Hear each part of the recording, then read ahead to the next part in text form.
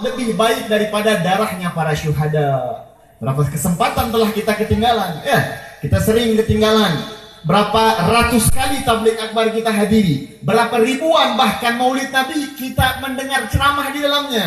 Tapi berapa ribu kali juga itu manfaat hanya lewat saja. Itu manfaat hanya kedengar di kuping kanan, keluar kuping kiri. Berapa banyak kalau ada habaib yang datang, ulama, kiai menyampaikan ceramah, nangis di tengah majelis, pulang nangis, maksiat lagi. Kenapa? Karena dia tidak betul-betul bersungguh-sungguh di dalam ingin bertaubat dan ingin mengambil ilmu yang bermanfaat daripada Allah Subhanahu wa ta'ala. Kira-kira jelas atau tidak?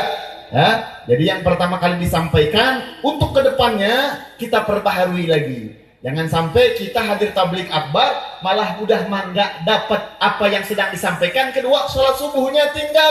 Aduh, hati-hati nih. Betul atau tidak? Kayaknya tadi saya dengar dari Ustadz Irfan, ini acaranya sampai subuh. Dan Habib Alwi tadi menyarankan biar sawernya subuh. Sekalian sholat subuh berjamaah.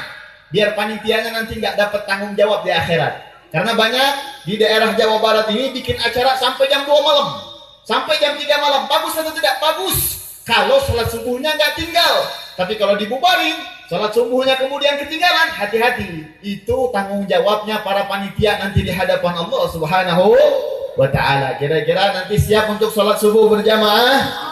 Siap sholat subuh berjamaah? Apalagi anak-anak yang sudah pesantrennya udah terbiasa ya. Pesantren di sini sholat subuh berjamaah, pulang ke rumah nanti harus tetap mengikuti apa yang menjadi kebiasaan di dalam pondok pesantren yang dia alami selama 3 bulan ya. Anak-anak santri berapa bulan? 3 bulan.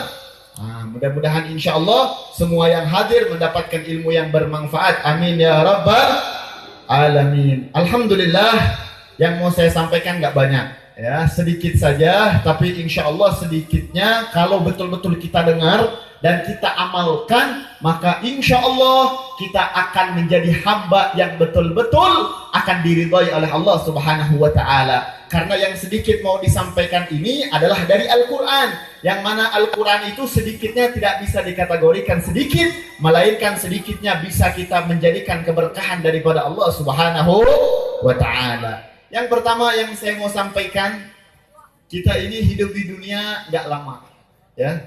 Selama-lamanya umat Nabi Muhammad hidup di dunia paling banter 70 tahun, 60 tahun. Yang lebih dari itu hanya minoritas. Mayoritasnya umat Nabi Muhammad sallallahu alaihi wasallam hidup di muka bumi hanya kisaran waktu 60 sampai 70. Begitulah kata sallallahu alaihi wasallam. A'mar ummati ma baina 60 wa 70. Lebih daripada 70 itu minoritas, hanya bilangan kecil. Yang kurang dari 60 juga minoritas. Nah, kita nggak tahu nih, kita ini dari kalangan orang yang akan menghadap Allah di umur 60 atau 70 atau lebih atau bahkan kurang. Karena yang namanya memanen tanaman nggak selalu harus nunggu dia tua. Ada tanaman-tanaman yang masih muda pun harus dicabut, seperti jagung ya. Jadi anak-anak muda jangan merasa aman. Anak-anak muda jangan juga merasa dia nanti meninggalnya umur 60. Belum tentu. Bisa jadi giliran kita 1 menit ke depan. Bisa jadi giliran kita 1 jam ke depan. Bisa jadi giliran kita menjadi 1 minggu, 1 tahun ke depan. Maka dari itu Allah Subhanahu wa ta'ala berfirman di dalam Al-Quran, wa tazawwadu fa inna khairaz zadi at-taqwa. Persiapkan bekal kita untuk menghadap Allah Subhanahu wa ta'ala. Karena setiap orang yang mau pulang kepada kampungnya, saat ini mungkin ada yang kampungnya di daerah Ciparai, ada yang kampungnya daerah Cililin, ada yang kampungnya daerah Padalarang, ada yang kampungnya di daerah luar kota. Mereka kadang nggak mau pulang. Kenapa? Karena merasa nggak bawa bekal yang cukup. Sedih. Kalau saya pulang sudah merantau dengan 1 tahun waktunya, saya merantau pulang nggak bawa bekal itu sedih. Kenapa? Nggak bisa ngasih keponakan, nggak bisa ngasih tetangga, nggak bisa ngasih orang tua, maka sedih, bahkan takut kalau dia sampai pulang nggak bawa bekal. Maka kita pun sama. Kita ini kampung halamannya semuanya tanpa terkecuali yang asli bukanlah bumi. Bumi ini hanya tempat singgahan saja. Kampung asli kita adalah akhiratnya Allah Subhanahu wa ta'ala, yang dikatakan oleh Allah, kullu nafsin dha'iqatul maut. Ya, kita semua akan kembali kepada kampung kita. Maka wajar saja banyak umat Nabi Muhammad yang ketika meninggal mereka sedih. Sedihnya bukan kenapa-napa, karena bekalnya yang gak cukup. Bahkan sebagian dari mereka merasa kurang untuk bisa membawa bekal yang cukup menghadap Allah Subhanahu wa ta'ala. Apalagi kita ini hamba yang mungkin, maaf saya pribadi, itu kalau kita mau lakukan taat hanya di dalam perkumpulan seperti ini. Kalau kumpulan seperti ini baru sholawat, baru ngaji, baru kita senantiasa baca ratib, baca maulid. Kalau kita di dalam rumah sendiri-sendiri, maaf belum tentu. Jangankan baca maulid, jangankan baca zikir, jangankan kita baca sholawat, sholat saja mungkin kita ketinggalan. Betul atau tidak? Mungkin kita ini sholat saja ketinggalan. Dosa kita begitu banyak menghadap Allah Subhanahu wa ta'ala. Belum lagi kita berbicara tentang maksiat mata. Berapa banyak maksiat mata kita ini? Luar biasa. Sehebat-hebat anak muda hari ini, mau tidak mau mereka akan dibukakan, diberikan ujian berupa handphone. Walaupun mereka niatnya mau buka Al-Quran, aplikasi Quran di handphone, mau tidak mau kalau kuotanya dinyalakan suka muncul iklan. Iklannya yang buruk-buruk, iklannya yang jelek-jelek. Padahal Nabi berkata, an-nazratu sahmun masmumu min sihamil iblis. Satu pandangan itu yang melihat hal yang haram adalah racun daripada iblis. Artinya membuat satu nuqtah hitam di dalam hati kita. Kalau sudah hati itu kita hitam dan kita belum bertaubat dengan apa yang kita pandang, lama-lama hatinya jadi keras. Dan orang yang hatinya keras sedang jauh daripada rahmatnya Allah.